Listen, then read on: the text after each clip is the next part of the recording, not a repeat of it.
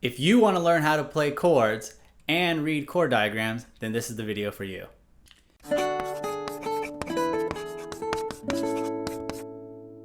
Hey everyone, welcome to Classical Guitar 101. I'm Michael Silva, and today we are going to be looking at how to read chord diagrams. If you're new to the channel, feel free to subscribe so you don't miss any new guitar content. And if you like this video, share the love by giving me that thumbs up. Thanks. Now let's get started with reading chord diagrams. A chord diagram shows us the strings, the frets, and where to place our fingers. The vertical lines represent the strings. The horizontal lines are representing the frets. So when we're looking at a chord chart, it's as if the guitar was turned towards us and we're looking at the headstock down. So where we have the nut and down, and that's what's actually represented in that chord chart. The strings are arranged from left to right. So we have the E string, the A string, the D string, the G string, the B string, and then the high E string on the right hand side. And then from top to bottom, we have the frets. So the very, very top, you'd have the nut, and then right below that space right there, then we have the first fret, second fret, and third fret. Dots on chord charts are going to indicate where we place our fingers. On a chord chart, numbers represent which fingers we're going to use. So the number 1 would be our first finger, 2 would be our second finger, 3 our third finger, and then 4 our fourth finger. If you want more info on the finger names, you can watch my video that I have a link to in the video description called Finger Names and Hand Positions for Classical Guitar, and it goes over a lot more detail. On a chord diagram, an X indicates that we're not playing that string. A 0 or an O, 0 indicating 0 fingers for the left hand, indicates that you're going to play that string open. So you're still going to use your right hand to articulate the string or strum the string, right, with the chord, but you're not going to use your left hand to press down on any of the frets. Now, not all chord diagrams are created equal. Some don't use X's at all. Some do use X's. The ones that don't use the X, they will just leave it blank, indicating that you don't play that string. They'll still use the 0 and the numbers, or some won't even have numbers. They'll just give you the pattern and you have to kind of figure that out. The chord charts that we're going to be using today are going to indicate strings that we're going to be playing, as well as X's to tell us which strings not to play.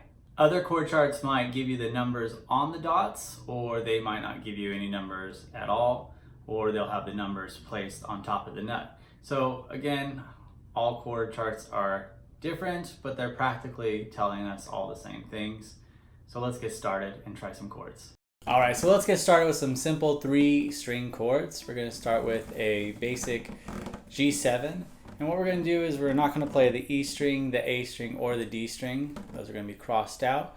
We have the G string, B string open, and then we have the dot on the first fret of the high E, so we're going to place our first finger there. And then what we're going to do once we have our fingers in place is we're going to go ahead and take our thumb or a pick, place it on the G string, and we're going to brush quickly but lightly down towards your knee. Okay, see how kind of going down. Okay, and that's how we're going to strum the chord, and there's our G7. Now, let's try a different chord, our C chord. And that we're going to now move that dot to the B string. Our E, A, and D string are going to be skipped again. They're not going to be played.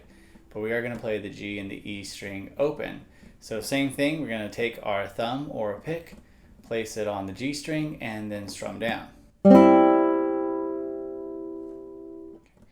If your C chord is a little bit muted, it sounds maybe like this.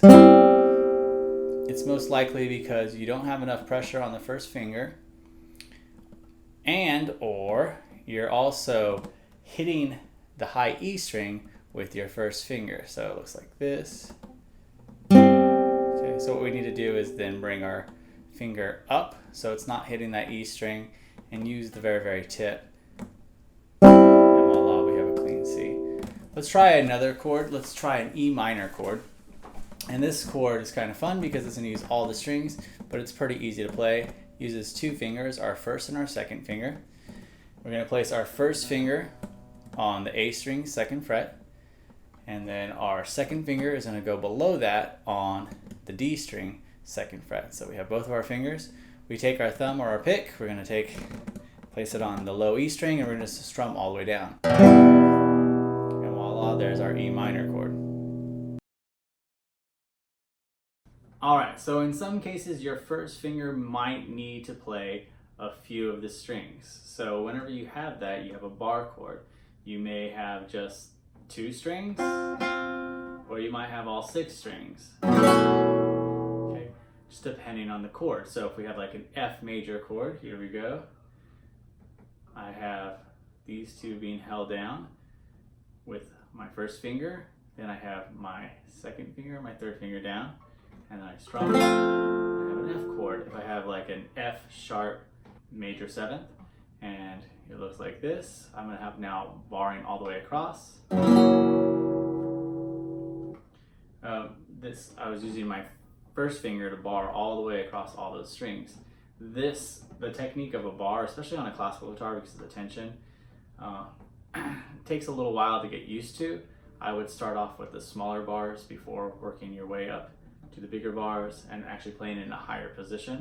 Sometimes you don't have chords that are falling on the 1st, 2nd, 3rd, or even 4th fret, and so you'll have to go up. So say if we were looking at like an E flat minor, you would have the first dot on the 6th fret, then you would have your 2nd dot on the 7th fret, and then your 3rd and your 4th finger would then be on the 8th fret with the corresponding dots.